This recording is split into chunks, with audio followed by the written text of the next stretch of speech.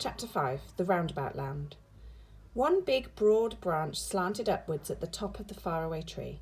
Joe climbed onto it and looked down, but he could see nothing, for a white mist swirled around and about.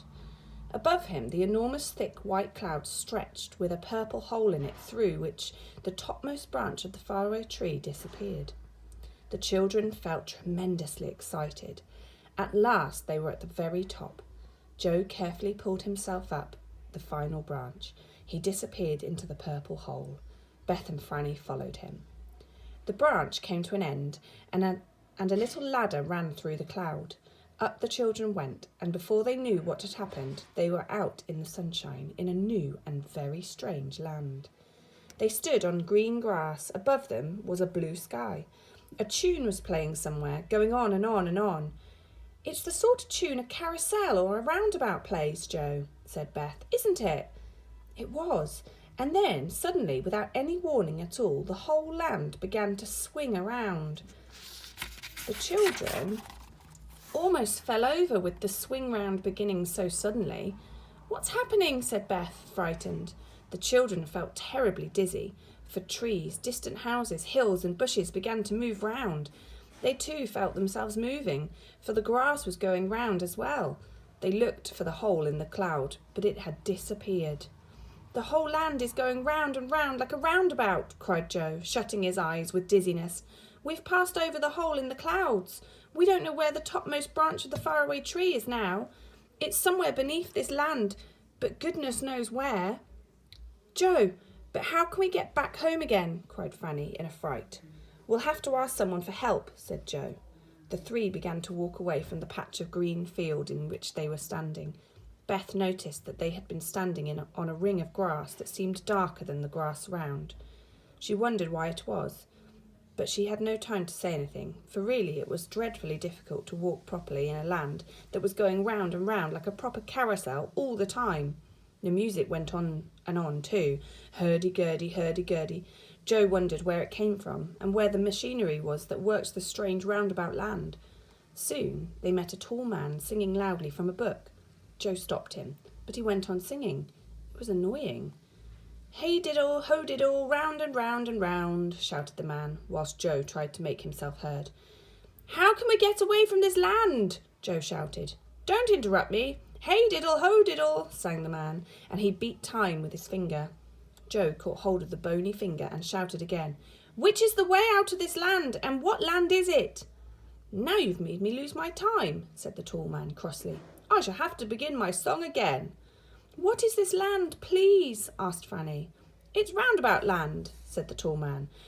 "I should have thought anyone would have guessed that. You can't get away from it. It goes round and round always and only stops once in a blue moon." "There must have been a blue moon when we climbed into it," groaned Joe. "It had certainly stopped then." The man went off, singing loudly. "Hey diddle, ho diddle, round and round and round." "Silly old round and round," said Franny. "Really, we do seem to meet the most peculiar people." "What I'm worried about is getting home," said Beth. "Mother will be anxious if we are not back before long. What shall we do, Joe?"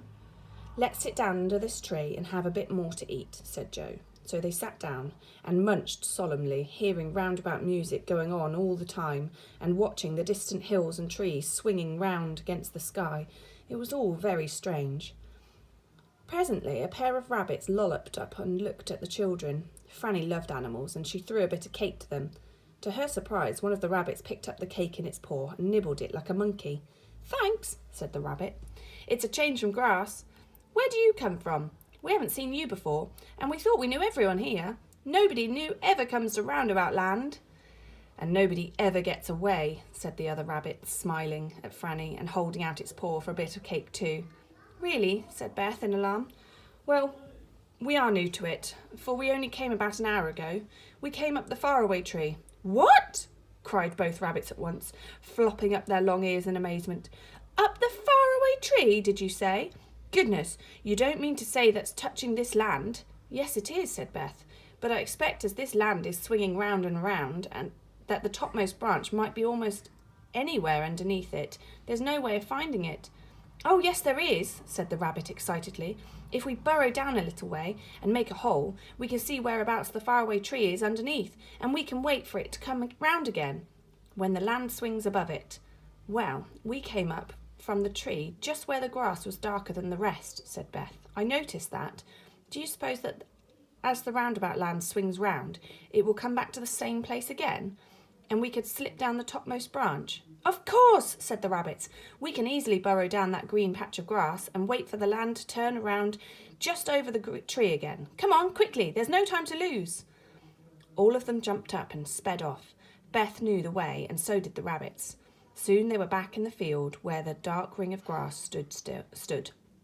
There was no opening now, leading through a cloud down to the tree. It had gone. The rabbits began to dig quickly. Soon they found the ladder that led upwards. Then they made such a big hole that the children could see down it to a large white cloud that swirled below the roundabout land.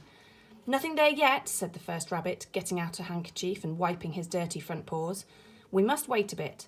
I only hope the land hasn't swung on and past the faraway tree altogether. The roundabout music went on and on. Then it suddenly began to slow down. One of the rabbits peeped out of the hole below and gave a shout. The land has stopped going round, and the faraway tree is just nearby, but we can't reach it. The children peered through the cloud below the ladder and saw quite clearly that the faraway tree was very near, but not near enough to jump on. Whatever were they to do? Now don't try to jump, warned the rabbits, or you'll fall through the cloud. But what shall we do? Asked Beth in despair. We must get on the tree before we swing away again. I've got a rope, said one of the rabbits suddenly, and he put on his hand into a big pocket and pulled out a yellow rope. He made a loop in one end and then threw it carefully at the topmost branch of the nearby tree. It caught and held. Good. Franny, slip down the rope first, said Joe. I'll hold this end.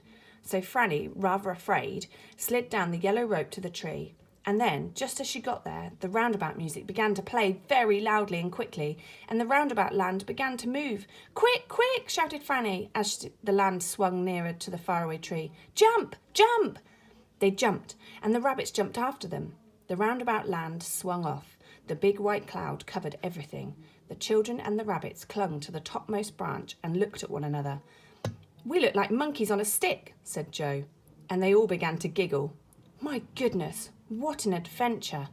I vote we don't come up here again. But as you may guess, they did.